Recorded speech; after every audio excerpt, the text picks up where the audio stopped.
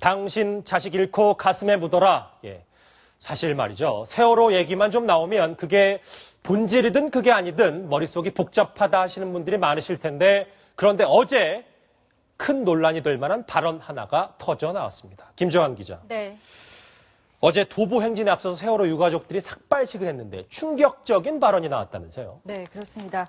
발언의 주인공은 세월호 희생자 가족 모임이죠. 예. 4.16 가족협의회 유경근 집행위원장이 기자회견을 열었습니다. 예. 내용인즉슨 진상규명과 세월호를 인양해야 된다는 내용이었는데요. 예. 그 본격적인 발언 이전에 본인이 좀 이야기하고 싶은 게 하나 있다라고 하면서 화살을 김진태 새누리당 의원에게 겨누었습니다. 예. 그 이유가요. 바로 전날 세월호 인양은 사실 안 해도 되지 않느냐.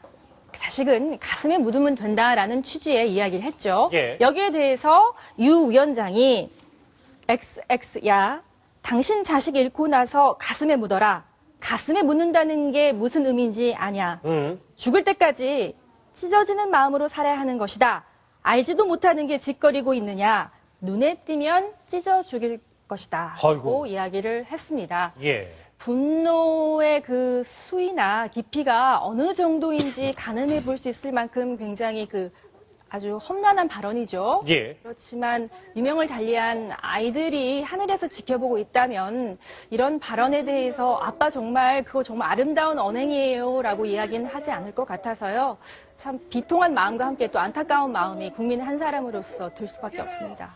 사실 차마 입에 담기조차 힘든 원색적인 비난 김진태 의원에게 발언을 쏟아낸 건데 무슨 이유 때문에 이렇게 심한 말을 한 건지는 김진태 의원의 지난 2일 SNS 글을 보면 알 수 있을 것 같습니다. 김진태 의원이 이런 얘기를 했습니다. 세월호 선체는 인양하지 맙시다. 괜히 사람만 또 다칩니다. 대신 사고 해역을 추념공원으로 만듭시다. 아이들은 가슴에 묻는 겁니다. 라고 얘기를 했습니다. 박성원 논설위원. 네. 김진태 의원이 말이죠. 이 말이 설사 맞다 손 치더라도 세월호 1주기가 다가온 이 시점에 긁어부스를 만들어서 이런 얘기를 꼭 했어야 했냐는 비난, 그런 목소리도 있긴 있습니다. 어떻게 보십니까? 그렇습니다. 그 시점상 4.16 그 1주기를 맞이한 그 착잡한 유족들의 심정을 생각할 때는 국회의원으로서 신중치 못한 글을 저렇게 공개적으로 띄었다고 보는데, 물론 그 세월호를 인양해야 되느냐 말아야 되느냐는 단순히 감정과 정서로 인양은 곧 선이고 예. 인양하지 않는 것은 악이다. 이것은 굉장히 잘못된 논리입니다. 예, 충분하게 그것이 과연 기술적 가능성, 그 다음에 예산 소요, 그리고 그렇게 인양했을 때 또 인양 과정에서 부서지고 또 누락될 가능성, 이런 것을 전반적으로 정밀하게 그 외국의 예에 견주어 가면서 또 그것과 나중에 이른바 얘기되는 추모 공원과의 연계성, 이런 부분을 해서 그 다양한 의견들을 기술적으로 정부가 전문가들의 의견을 들어서 충분히 검토한 후에 결론을 내야 될 문제입니다. 그렇기 때문에 저 부분을 성급하게 인양해야 된다, 말아야 된다를 갖고 정치적으로 저렇게 공방으로 갈 수 있도록 빌미를 제공하는 자체가 잘못됐고, 또 다음에 얘기하겠지만 그렇다고 해서 아까 얘기했듯이 어느 하나가 절대 선과 악은 아니다. 그렇죠. 네. 이게 지금 김진태 의원이 어젯밤에 또 SNS 이런 글을 올렸습니다. 그러니까 세월호 유가족 집행위원장이 눈에 띄면 찢어 죽여버리겠다라는 이 말에 대해서 이거 어떻게 생각하십니까? 기사를 링크시킨 다음에 세월호 유족들이 저에 대해 원색적인 욕설을 했네요. 라는 질문이 들어와 있습니다. 자, 이 세월호 관련 또 세월호 유가족의 원색적인 비난, 이 막말 논란이 불거지니까 시청자 의견이 바로 들어왔다는 사인이 돌아왔습니다. 예. 자, 한번 보시면요. 자, 세월호 유가족 관련해서 이렇게 시청자 의견이 들어왔다는 사인이 들어왔습니다. 함께 보시겠습니다. 이 질문은 제가 전원책 변호사님께 드리는 게 낫겠습니다. 유가족 심정도 이해는 가지만 말이죠. 국회의원을 공공연히 살해 협박해도 실정법 위반은 아닌지 모르겠습니다. 세금으로 지급되는 희생자 배상액은 결코 적은 액수가 아닙니다. 민간 모금액에 국가 예산을 덧붙여서 기념관을 지으면 어떨까요? 의견 플러스 질문인데 답변 부탁드립니다. 지금 김진태 의원이 한 얘기가 시기를 잘못 잡았다 이렇게 볼 수도 있지만은 사실 국회의원으로서는 응당할 수 있는 얘기 중에 하나입니다. 왜 그런가 하면요. 이 세월호 같은 이 큰 배, 만 톤이나 지금 돼 있는 배를 인양할 전례가 없다는 거예요.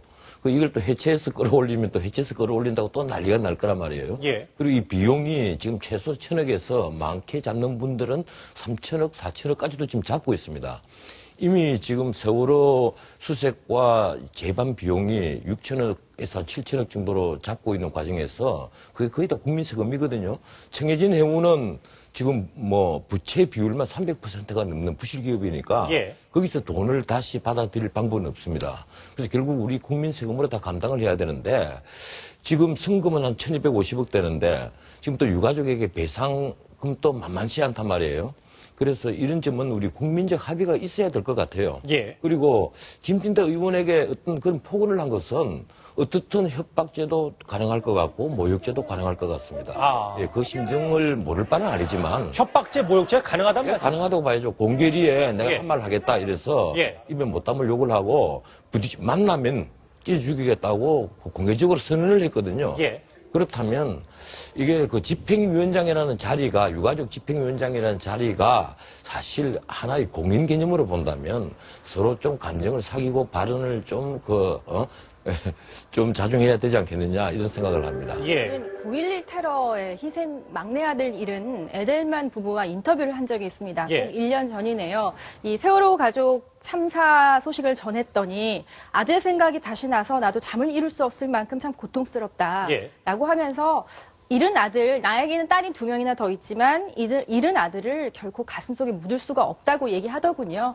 제가 이야기하고 싶은 것은 어떤 그 공감이라는 것이 아마 슬픔과 그것을 해결해 나가는 힐링의 작업일 것입니다. 그런데 김진태 의원이 공감이라기보다는 국회의원으로서의 어떤 정책적인 면만 굉장히 드라이하게 이야기했기 때문에 예. 오히려 분노를 샀던 것이라 생각하고요. 이런 분노를 또 모욕죄라고 또 이렇게 이야기하는 것은 너무 좀 법의 원칙에만 근거하는 것이 아닌가라는 생각도 듭니다. 일단 뭐 김정한 기자는 그런 의견을 갖고 계신데 어쨌든 눈에 띄면 찢어 죽여버리겠다 이런 원색적인 비난했던 유경근 세월호 가족협의 집행위원장이 과거에 이런 말을 해서 최근 오늘부터 어제부터 계속 논란이 일고 있습니다. 함께 그 SNS 내용이 뭔지 보시겠습니다.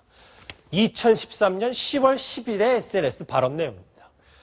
박근혜는 당장 훔친 대통령직에서 사퇴하고 그렇지 않으면 여기서 주목해 보십시오. 선친의 전철을 밟을 것입니다. 라고 해서 그 박정희 전 대통령을 같이 연관시켜서 얘기를 했는데 또 하나 있습니다. 같이 SNS 하나 보시면 이런 내용을 또 유 집행위원장이 얘기를 했다군요. 박근혜 대통령을 희화해서 이제 박근혜는 물러가야 한다. 스스로 안 나가면 끌어내려야 한다. 새로운 대통령은 박근혜와 그 주변 찌질한 애들이 벌이는 짓 그대로 갚아주면 좋겠다라고 해서 이것도 마찬가지로 2013년 11월 발언입니다. 박수원 논설위원한테 이걸 질문 드릴게요. 네. 물론 말이죠. 2013년 얘기입니다. 세월호 참사가 일어나기 전 얘기지만 우리가 몰랐던 사실 중에 세월호의 어떤 최고 지도부의 한 사람이 저런 얘기를 과거에 반정부 발언했다는 것 자체가 우리가 지금까지 봤던 세월호 참사에 대한 어떤 지도부의 얘기를 진정성 있게 받아들일 수 있냐 없냐. 이게 전 헷갈립니다. 해설이 부탁합니다. 네. 물론 그 안산 단원구의 학부모들 중에는 정치적 성향이 다를 수 있고 그 중에는 심지어 어떤 과격하거나 어떤 그 우리가 눈살을 찌푸리게 하는 과거의 그 발언이 있었던 분들도 있을 수 있습니다. 뭐 참사라는 것이 정치와 이념을 가려서 일어나지는 않으니까. 예. 그럼에도 불구하고 이렇게 그 우리가 생각할 때 대한민국 국민으로서 대한민국 국민이 뽑은 국가원수를 모독하고 그를 뽑은 유권자들을 모독하는 이런 발언을 했던 분들이 그 주요한 집행부의 집행부를 맡았다는 것 자체가 예. 바로 이게 끊임없이 세월호가 순수한 그 애도나 재난의 차원을 넘어서서 계속 그 지난해 한 해 동안 정치화되면서 그렇죠. 계속 어떤 국민적 갈등을 부추겼던 중요한 하나의 요인입니다. 이분 말고도 사실은 또 이런 행태를 보였고 아주 대표적으로는 그 우리가 대리기사 폭행 사건도 결국은 그러한 뭔가 빗나간 듯한 이런 그 집행부 구성 또 그들의 예. 의식 이런 것들인데 그럴수록에 이러한 그 과거의 그 논란이 될 수 있는 이러한 그 경력을 갖고 있는 분들은 발언 하나에도 신중을 해야 됩니다. 예. 세상에 자식을 잃고 더구나 예기치 않은 순간에 자기 가족을 잃은 분들은 이분들만이 아닙니다. 대한민국의 6.25서부터 시작해서 오늘 이날까지 예. 수많은 사람들이 원치 않는 시기에 예정치 않았던 시기에 자기 가족들을 떠나보냈어요. 그렇다고 해서 모든 사람들이 이렇게 이성을 잃고 이렇게 대한민국을 함부로 희롱하지 않습니다. 그러면 이런 분들이야말로 예.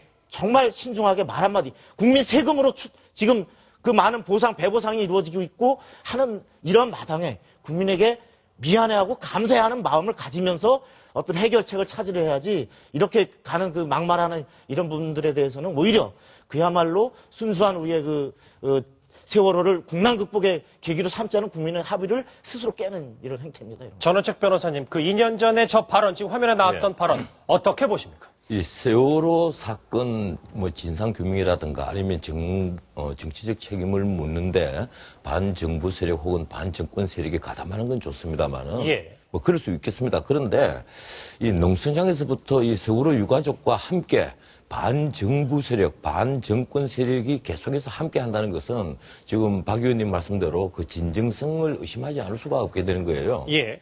제가 보기에는 이 세월호 사건이 일어나고 나서 한 2달 뒤부터 본격적으로 이 반정권 세력이 가담을 했거든요. 예. 그래서 뭐라고 할까 좀 더 극렬해지고 그리고 간단하게 멈춰야 될 것도 길게 가고 하는 행태를 계속 보여와서 저도 이제 방송에서 과유불급이다. 과유불급. 예, 이런 표현을 쓴 적이 있는데 결국은 그런 것이 이 국민들에게 국민 전체에게 좋은 그 감정을 불러일으키지 못하게 될 수가 있게 되는 겁니다. 예. 아주 대표적인 것이 대리기사 폭행 사건이죠. 맞습니다. 예. 그때 오히려 유가족에 대한 탄핵하는 발언들이 막 쏟아지지 않습니까? 맞습니다. 그런 점을 감안을 한다면 좀 유가족 수뇌부에 있는 분들도 이 정치적인 어떤 진영 논리를 떠나서 예. 순수하게 좀 했으면 좋겠어요. 순수하게 접근했으면 좋겠다. 유경근 세월호 위원장의 얘기와 김진태 새누리당 의원의 공방